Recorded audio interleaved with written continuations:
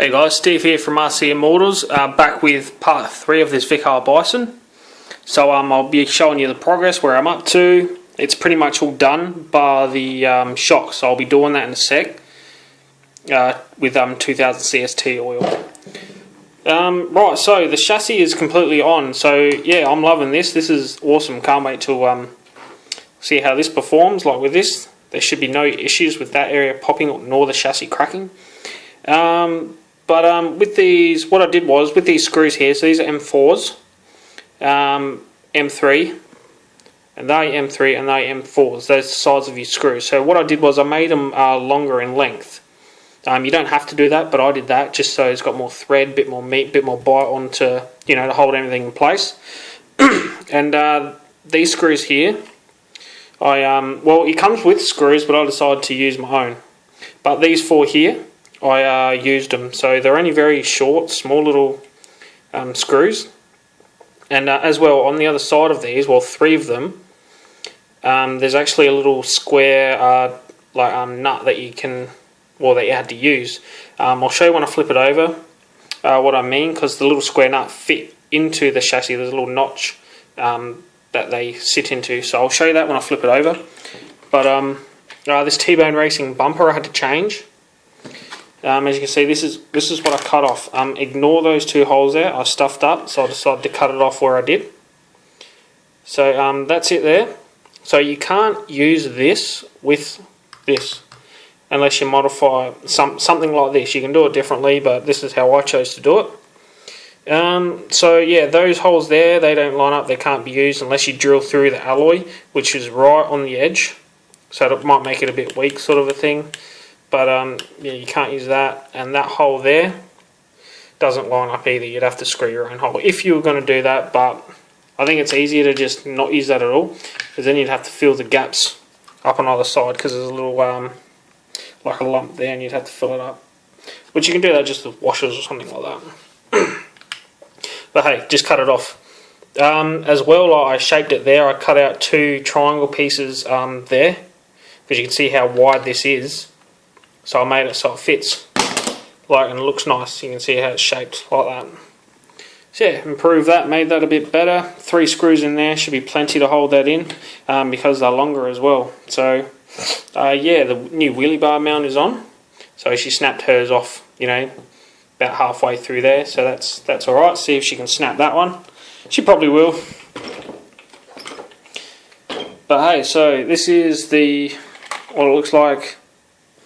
What I've done, how I put everything, all the electronics. So I put the, bit of glare with that light, I put the on-off switch here. You know, neatened up the cords a little bit, just tied them all up. The receiver is along there. And that there is her new servo, so 20 kilo all metal geared servo. So that'll be plenty strong enough, way better upgrade than the stock 9 kilo one. And yeah, now with these, the screws here on the other side, and so the other square little nuts there and there. So there's a little area in the plastic of the chassis where it notches out, and these sit inside there. So there's 1, 2, and there's 3. There's one underneath the motor, which what I did was I took that square nut, I put a little bit of glue on one side of it and stuck it to the chassis so it stayed in place, and then I went ahead and put all the motor mount in. And I put the chassis plate in place, because you can't do both at the same time. So, you know, yeah, that's one way. That's how I did it. Anyway, so yeah, so that's where we're up to now. Looks pretty sweet. Like, that's going to perform awesomely. All the metal gearing inside there, so you know, you can hear it. It sounds different from the plastic, so that's good. And right now, I'm going to go ahead and put in that shock oil. So yeah, let's do that. Before I go ahead and do that, I just want to show you how springy this stuff is. See, so there's no like real dampening there. It's very springy. As soon as it comes up, like, it just springs up straight away. So we'll see how much that improves, like, after I put that oil in. So I'll get to it. Just going to show you guys, to get these caps off, you're going to need some sort of a vise or something. You can forget doing it by hand, they're so tight. But yeah, I've got a couple of nice foam bits here with wrapped in like a non-slip material thing there, so we'll see. You're going to have to crunch down on this too to really make it grab. So yeah, that's coming off now, unless it's slipping. Yeah, just show you, if it keeps slipping you're just going to have to tighten this up, but I'm just showing you how to get these caps off. You're going to need some sort of vise or something. So yeah. Now I'm going to run you through how I like to do my shocks. So I've done this one here. This is one of the front ones. This is another front one here. So all I've done is taken that cap off. So inside, just give you a look, like there's a little a rubber seal in there. As long as that, if you've noticed, these here have actually got a little bleeder hole. I don't know if you can see there. There's a little bleeder hole. So I'll show you how to do that. So once we get all this stuff out, I'm just gonna, I'll just pause it here to get all this out, and I'll fill it up and I'll go from there. Alright, so once it's drained, you want to grab your oil. As I said before, this is 2000 CST shock oil, and what you want to do is just fill her up. So, and you want to fill her up to the very top. Well, then I'll show you what we do. So, and as well, you either want to let this sit for a bit or work it for a bit to get all the air bubbles out. So it doesn't really matter how you fill this up. So there, she's full now. So I don't know if you can see in there, but there is little air bubbles. So what I'm going to do, I'm going to take this out and I'm going to work it like up and down while it's like that. And you've got to get the air bubbles all out. You can try flicking it to help them get them up, and when they're up to the top you can try blowing even on the surface to pop them and get them out. So I'll do that, and yeah, then I'll let you know the next step. Alright guys, so I just want to show you exactly what I'm doing here. So this is, all the air bubbles is out, it's filled with oil, so this is the cap. What I do is, if I can get it on, you want it so the cap's on just barely. This is hard. Alright, so that can't pull off. So, and with that bleeder hole there, and what you want to do is push your shock all the way up.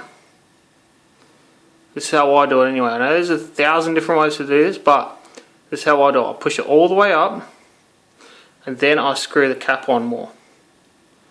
And you'll see when I rotate it around, you can see that. See all the oil starting to come out? So this is the way you get all the air out. Alright, so that's a good amount coming out there, so that's good. You can see air bubbles shooting out too. And when this is all tight, we should be good to go. Alright, I'm going to loosen it up now and just finish it off, tighten it.